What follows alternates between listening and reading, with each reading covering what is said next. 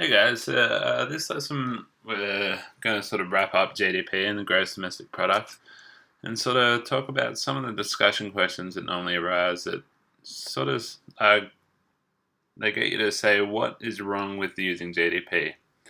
And also we also need to know the difference between GDP and the GNP. Okay, so starting right off, GDP is not a measure of a nation's total wealth. It doesn't tell us how much money is in an economy. It just simply tells us how good an economy is at producing goods. Okay, so that's fairly straightforward. That it's not a measure of everything within a nation. So it doesn't give us the total wealth of a nation.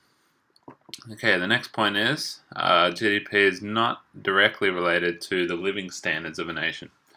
You might hear sometimes in the news that higher countries with higher GDPs might have better living standards, but this isn't the case because it doesn't take into account how many people are within the economy. So take China for example. China has a huge GDP, but there's over 1 billion people in there. So the individual living standards of each person isn't so good. Whereas somewhere like Australia, we have a smaller GDP, but there are less people. So the GDP per person is higher, which is a notion of the living standards. So GDP itself is not directly related to the living standards, but GDP per capita is. And per capita we just mean per person. That's per person. And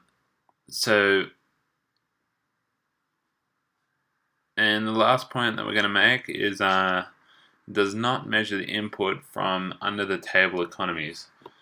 So what I mean by this is things that aren't listed, so black market economies and other things that are being produced but not put through tax or anything like that.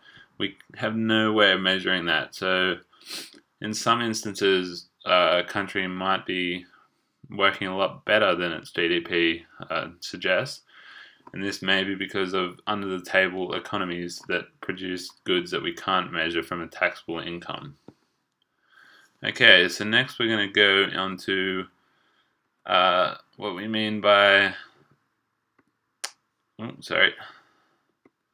GDP versus GNP. Okay, so GDP is the gross domestic product, where GNP is gross national product. Okay, so what's the difference between these two? We define gross domestic product as all goods or services produced or performed within a nation's boundaries. So that's within a nation's boundaries. Whereas a national product is defined as any goods or services produced or performed by people that are citizens of a country. So this is anything done by citizens.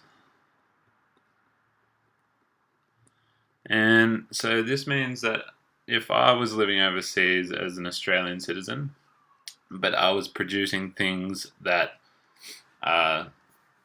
for Australia overseas, this is included in the gross national product.